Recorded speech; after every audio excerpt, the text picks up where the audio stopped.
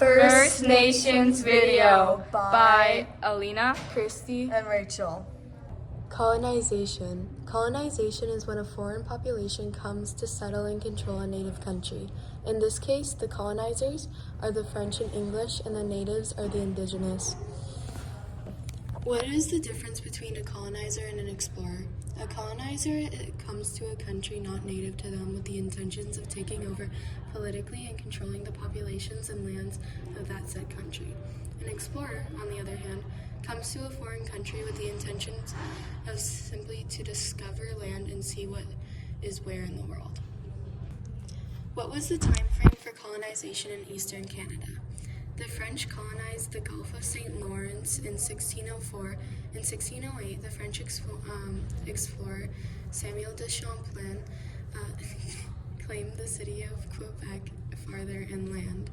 In 1763, the French gave most of North America to the British colony at the Treaties of Paris after 7 Years' War. First Nations. The First Nations is three recognized nations, which is the First Nations, Inuit, and Métis. We need to recognize these people because of the things that happened to them, because we could never step up to stop them when the Europeans came to take over land. Fun fact, did you know that more than half of First Nations peoples are under the age of 25? That's amazing, right?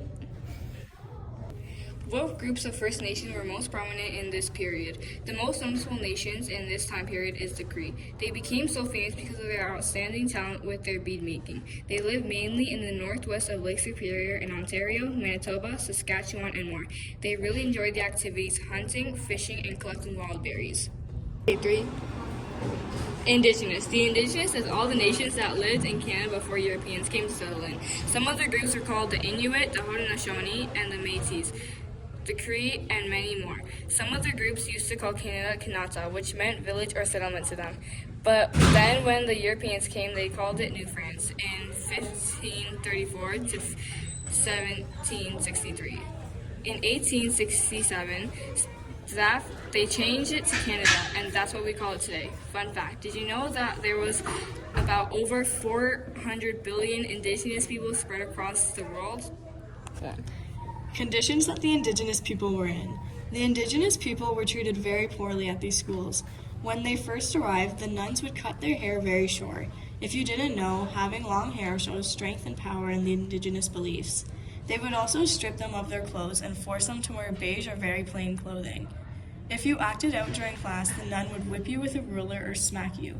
They would also limit their food, which would cause malnutrition. This would cause the children to be more prone to getting diseases. Some of the staff were predators and sexually assaulted the Indigenous children. This was rare, but it still happened. What is a residential school? The Canadian government created residential schools to whitewash Indigenous children in order to make everyone exactly the same.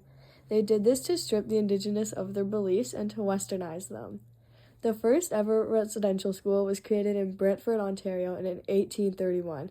John A. Macdonald worked together with the Catholic Church to create these schools. The last residential school closed in only 1996. That was only 28 years ago. The Prime Minister of Canada only apologized for the residential schools in 2008. Orange Shirt Day only started in 2013, and Truth and Reconciliation Day started in 2021. Early interactions between the First Nations and colonizers, French versus English. French. The relationship between the First Nations and the French was peaceful, compared to the relationship between the First Nations and English. The French and First Nations worked together with each other and traded. The French gave the First Nations supplies that they weren't used to, such as knives, metal, kettles, and different kinds of furs. English.